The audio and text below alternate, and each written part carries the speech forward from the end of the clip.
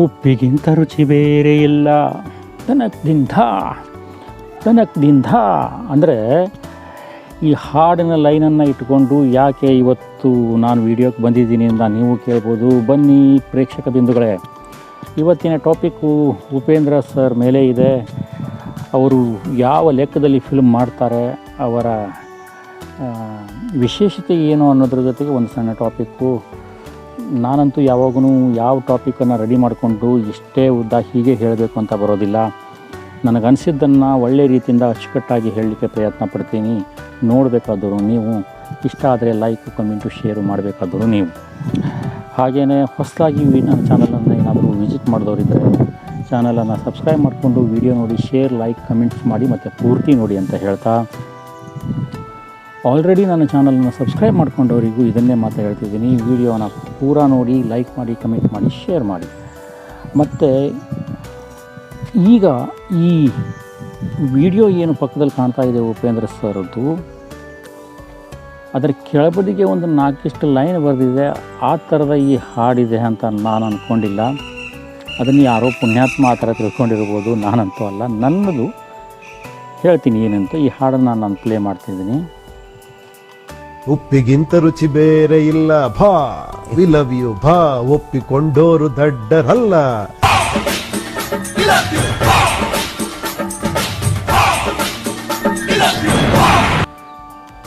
ಆಯ್ತಲ್ಲ, ಒಂದೇ 3-4 ಸೆಕೆಂಡಿನ ವಿಡಿಯೋ ಇದು. ಯಾಕೆ ಈ ಹಾಡಿನ ಹೇಳ್ತಿದ್ದೀನಿ ಅಂದರೆ, ಉಪ್ಪಿಗಿಂತ ರುಚಿ ಬೇರೆ ಇಲ್ಲ ದಿನಕ್ದಿಂದ ಅಂಥೇಳಿ ಇಷ್ಟು ದಿನ ಆದರೂ ಫಿಲ್ಮ್ ರಿಲೀಸ್ ಆಗಿ 13 ವರ್ಷ ಏನೋ ಹತ್ತತ್ರ ಆಗಿದೆ. ಇಲ್ಲಿವರೆಗೂ ತಿಳ್ಕೊಂಡಿದ್ದು ನಾನು ಇಷ್ಟನ್ನೇ. ಈ ಹಾಡಿನ ಲಾಸ್ಟಿನ ಏನದು ಮ್ಯೂಸಿಕ್ ಬರುತ್ತೆ, ದಿನಕ್ದಿಂದ ಅಂತ, ಅದನ್ನು ನಾ ತಿಳ್ಕೊಂಡಿರೋದು. ಆದರೆ ಆ ಪುಣ್ಯಾತ್ಮ ಹಂಗಲ್ಲ, ಅದೇನೋ ಬೇರೆನೇ ತಿಳ್ಕೊಂಡಿದ್ದಾನವ, ಅದು ಬೇಡ. ಆದರೆ ಉಪೇಂದ್ರ ಸರ್ ಈಗ ಅದನ್ನು ಹೇಳಿಕೆ ಕೊಡ್ತಿದ್ದಾರೆ ಒಂದು ವಿಡಿಯೋದಲ್ಲಿ ಬಂದು, ಉಪ್ಪಿಗಿಂತ ರುಚಿ ಬೇರೆ ಇಲ್ಲ ಬಾ, ಯು ಲವ್ ಯು ಬಾ ಅನ್ನೋ ಹಾಡಿನ ಲಿರಿಕ್ ಇದೆ ಅಂತ. ನೋಡಿ, ಆ ಮನುಷ್ಯನ ಅಂದರೆ ನಾವು ಉಪೇಂದ್ರ ಸರ್ ಅವರ ಫಿಲ್ಮು ಏದಿಂದ ತಗೊಳ್ಳಿ, ಅದಕ್ಕಿಂತ ಮೊದಲು ಶಿವ ಬಂತು, ಒಂದಿಷ್ಟು ತರಲೆ ನನ್ನ ಮಗ, ಅದರಿಂದ ಹಿಡ್ಕೊಂಡು ಸುಮಾರು ಫಿಲ್ಮ್ಗಳು ಮಾಡಿದ್ದಾರೆ. ರಕ್ತ ಕಣ್ಣೀರು, ಅವೆಲ್ಲವೂ ಯಾವ ಲೆವೆಲಿಗೆ ಸೂಪರ್ ಹಿಟ್ ಆಗಿವೆ ಅಂತ ನಿಮಗೆ ಗೊತ್ತು, ಮತ್ತು ಹೇಳಬೇಕಾಗಿದ್ದಿಲ್ಲ. ಆದರೂ ಆ ಸರ್ ಯಾವುದೇ ಫಿಲ್ಮ್ ಮಾಡಿದ್ರೂ ಕೂಡ 3-4 ಸತಿ ಹೋಗಿ ಆ ಫಿಲ್ಮನ್ನು ನೋಡಿದ್ರೆ ತಲೆ ಬುಡನೇ ಅರ್ಥ ಆಗೋದಿಲ್ಲ ರೀ. ನಿಮಗೆ ಬೇಕು ಅಂತಾದರೆ 3-4 ಸತಿ ಟಿಕೆಟ್ ಖರ್ಚು ಮಾಡಿ ಹೋಗಿ ನೋಡ್ಕೊಂಬರ್ಬೇಕು. ಆವಾಗಲೇ ಅದರದ್ದು ಒಂದು ಸಣ್ಣ ಪುಟ್ಟ ಬುಡಗಳು ನಿಮಗೆ ತಲೆ ಒಳಗೆ ಹೋಗ್ತವೆ. ಓಕೆನಾ? ಹಾಗಿದ್ದು ಈಗ ಈ ಲೈನು 13 ವರ್ಷದ ನಂತರ ಬರ್ತಾ ಇದೆ. ಆ ಹಾಡಿನ ಅರ್ಥ ಹೀಗಲ್ಲ, ಹೀಗೆ ಅಂತ ಜನ ಬೇರೆ ಬೇರೆ ಥರದಲ್ಲಿ ತಿಳ್ಕೊಂಡಿದ್ದಾರೆ. ಒಂದಿಷ್ಟು ಜನ ಕೆಟ್ಟ ಭಾವನೆ ತಿಳ್ಕೊಂಡಿದ್ದಾರೆ. ನಾನೇ ನೋಡಿ ಹೇಳಿದೆ, ದಿನಕ್ದಿಂದ ಅಂತಿದೆ ಅಂತ ತಿಳ್ಕೊಂಡಿದ್ದೆ ನಾನು. ಈಗ ಈ ವಿಷಯ ಯಾಕೆ ಬಂದಿದೆ ಅಂದರೆ, 13 ವರ್ಷದ ನಂತರ ರಿವೆಂಟ್ ರಿಲೀಸ್ ಅಂತ ಒಂದಿಷ್ಟು ಆಪ್ಷನ್ಗಳನ್ನು ಶುರು ಮಾಡ್ಕೊಂಡಿದ್ದಾರೆ ಚಿತ್ರರಂಗದಲ್ಲಿ. ಸೂಪರ್ ಹಿಟ್ ಆದಂತಹ ಫಿಲ್ಮ್ಗಳನ್ನು ಮತ್ತೆ ರಿಲೀಸ್ ಮಾಡೋದು. ಇನ್ನು ಉಪೇಂದ್ರ ಅವರು 13 ವರ್ಷದ ನಂತರ ತಮ್ಮ ಪಿಕ್ಚರನ್ನು ಕೂಡ, ಅಂದರೆ ಅದನ್ನು ನಿರ್ಮಾಣ ಮಾಡಿದಂಥವ್ರು ಇವರು, ಪಾಪ ಇದರಲ್ಲಿ ಆ್ಯಕ್ಟ್ ಮಾಡಿದ್ದಾರೆ. ಉಪೇಂದ್ರ ಫಿಲ್ಮನ್ನು ಯಾರು ನಿರ್ಮಾಣ ಮಾಡಿದಾರೋ ಅವರು ರಿವೆಂಟ್ ಅಂತೇಳಿ ಚಿತ್ರರಂಗದಲ್ಲಿ ಮತ್ತೆ ರಿಲೀಸ್ ಇಟ್ಕೊಂಡಿದ್ದಾರೆ. ಆ ಟೈಮ್ನಲ್ಲಿ ಈ ಒಂದು ವಿಡಿಯೋ ವೈರಲ್ ಆಗ್ತಿದೆ ಹೀಗೆ ಅಂತ. ಈ ಮನುಷ್ಯನನ್ನು ಅರ್ಥ ಮಾಡ್ಕೊಳ್ಳೋದೇ ಕಷ್ಟ. ಆದರೂ ಅವರು ನಮ್ಮ ಇಲ್ಲಿಯ ಹತ್ತಿರದವರು ಅನ್ನೋದಕ್ಕೆ ಖುಷಿ. ನಮ್ಮ ಕುಂದಾಪುರದ ಕಡೆಯವರು, ಇಲ್ಲಿಂದ ಸುಮಾರು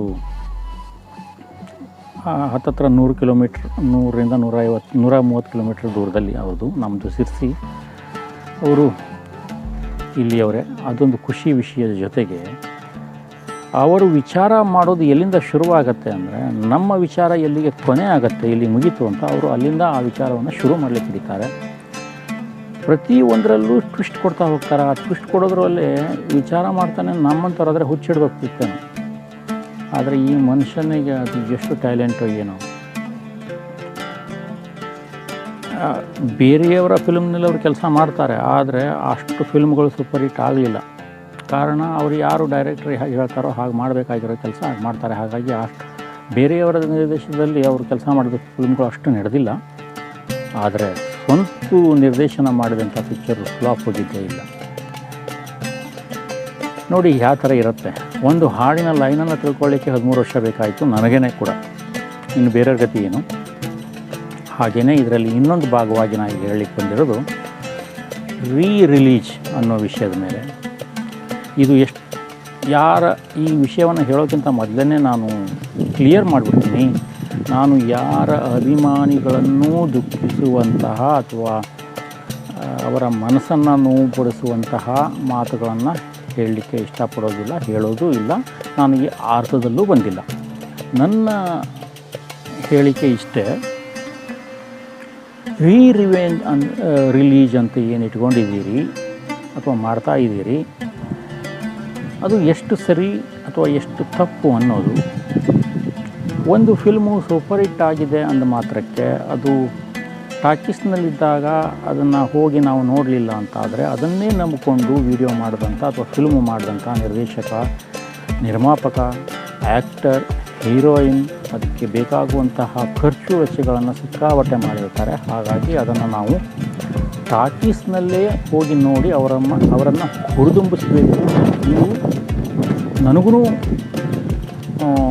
ಒಂದು ಒಪ್ಪುವಂಥ ಮಾತು, ನಾನು ಒಪ್ಪುವಂಥ ಮಾತು.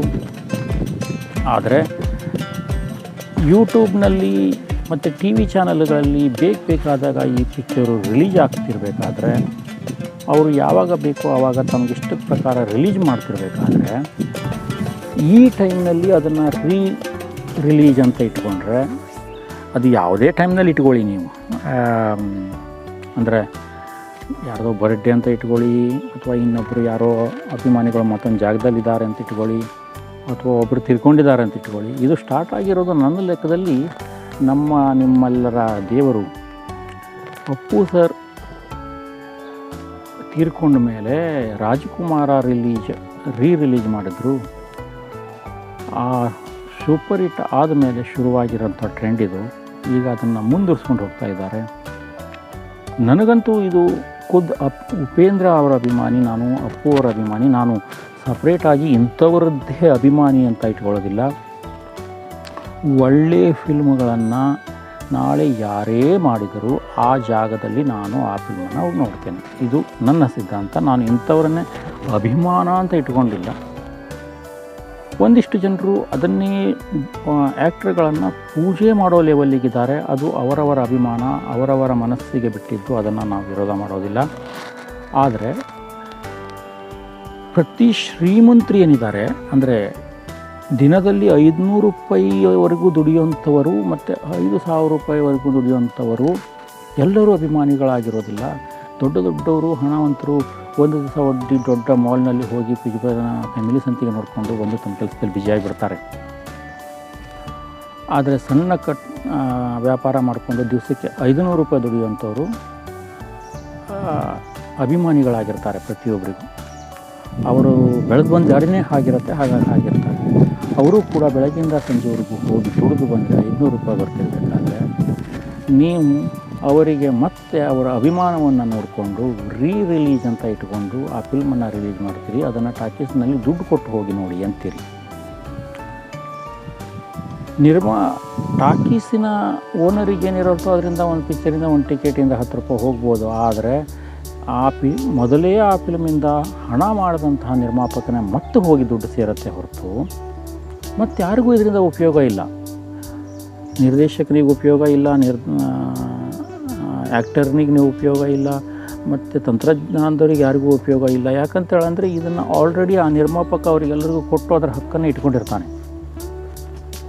ಅಭಿಮಾನಿಗಳು ಇದನ್ನು ಅರ್ಥ ಮಾಡ್ಕೊಳ್ಬೇಕು. ಯಾಕಂತೇಳಂದರೆ ರಿಲೀಜಿಗೆ ಹೋಗಿ ಆ ಫಿಲ್ಮನ್ನು ಮತ್ತೆ ಸೂಪರ್ ಹಿಟ್ ಮಾಡ್ತೀರಿ ಅಂತೇಳಂದರೆ ಸೂಪರ್ ಹಿಟ್ ನಿಮ್ಮ ಅಭಿಮಾನಿ ಆ ಆ್ಯಕ್ಟ್ರ್ ಮೇಲೆ ಇರ್ಬೋದು, ಆದರೆ ಆ ಹಣ ಹೋಗಿ ಸೇರೋದು ಆ ಫಿಲ್ಮಿನ ನಿರ್ಮಾಪಕನಿಗೆ ಹೊರತು ಮತ್ತು ಯಾರಿಗೂ ಹೋಗಿ ಸೇರೋದಿಲ್ಲ.